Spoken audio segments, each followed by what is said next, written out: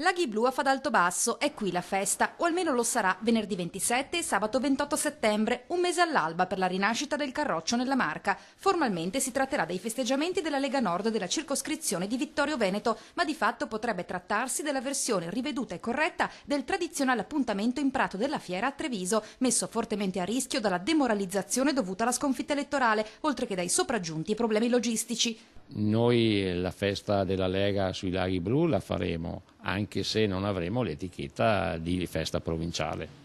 Le speranze di salvataggio di un evento nel capoluogo sono affidate al commissario provinciale Ivano Faoro, nominato dal segretario nazionale Flavio Tosi, che non a caso mercoledì sera presiederà un direttivo al K3.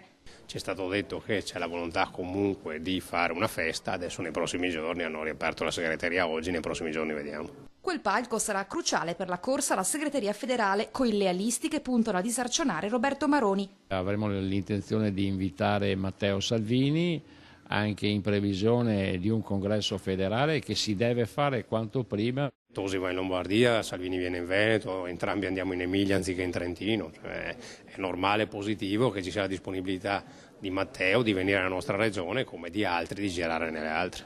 La sfida è lanciata anche col menù.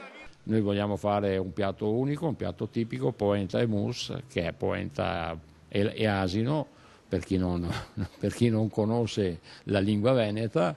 Anche questo un segno di distanza dalla grigliata mista della vecchia festa di Treviso.